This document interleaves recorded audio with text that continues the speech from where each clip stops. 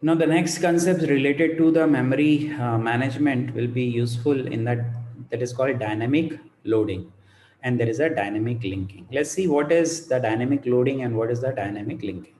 So the dynamic loading, in which what will happen is we in the complete program is loaded into the memory, but sometime a certain part of the program is loaded only when it is called by the program. So let's assume that we have a program P which is loaded into the memory, and whenever we require the part of the program, let's say P1 or P dash at a particular time, so whenever it is required, then only we can load the P1 because it is a part of the program. So let's say sometime what will happen is in the program we have the function and the function definition. So whenever we have the call in the program, we just go to the part of the program where we have the function definition and that we are going to load. That is called dynamic loading. What is dynamic linking? In the dynamic linking, what happened? Let's assume that there is a program P and there is a program Q. Both uh, are linked to each other. So here the program P is calling the program Q, and you can assume that P is the main program and Q is the calling program. And to accommodate these two in the main memory, we cannot do that. So what we can do is initially we only load the program P, which is the main program. So we load it and gets loaded, and CPU link the dependent program, which is a Q, to the main execution program P when it is needed.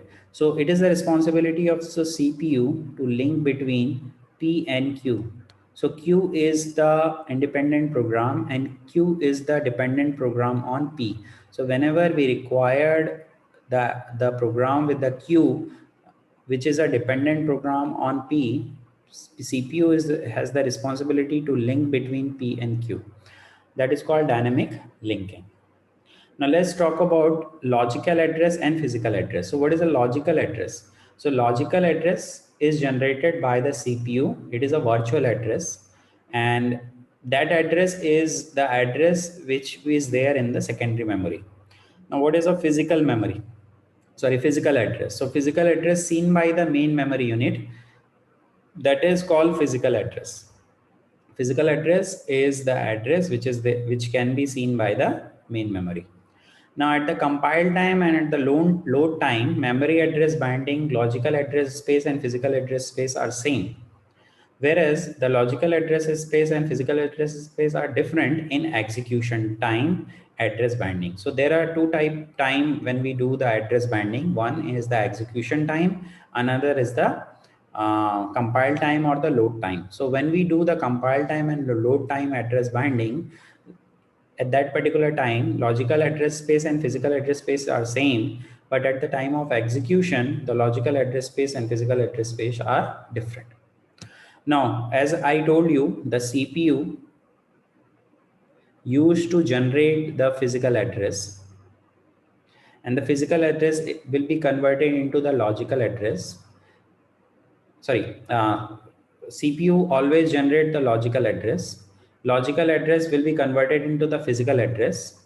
And the physical address, why we required physical address? Because physical address are the address in the main memory. So to conversion from the logical address to the physical address will be done by a component which is called uh, is called memory management unit, that is called MMU. So here the MMU will help the logical address to convert into the physical address. And logical address, which is written here, that the logical address is generated by the CPU. And because we doesn't have the logical address available in the main memory, because the main memory is fetching the data from the secondary memory, and the logical address we can get in the virtual is a virtual address in the secondary memory. So in the physical memory or in the main memory, we have the physical address. So we have to convert the logical address to the physical address so that we can fetch the data from the main memory or from the physical memory.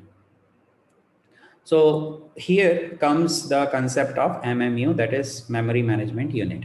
What it will do, it used to do runtime mapping from logical address to physical address. So as I told you, CPU generates the logical address. Let's say it is generating 346, and we have the main memory unit. Here we have the relocation address. So with the help of relocation address register, it is used to convert the logical address into the physical address. This relocation register has a value which will tell us that whatever value you are getting, when we sum up with these two, whatever value it is generating, it is the physical address, and that physical address we can find from the main memory for any process. Let's say it is for process 2. So that particular address we can find it through converting the logical address space to physical address space using the memory management unit. This is the responsibility of the memory management unit, to convert the physical address into the logical address into the physical address by using the relocation register. So there is a relocation register which will be useful. This relocation register will be in the form of either the base value or some sort of table in which we have different type of addresses. So that thing will be differ in different type of accessing of the program that we'll see in the next lecture.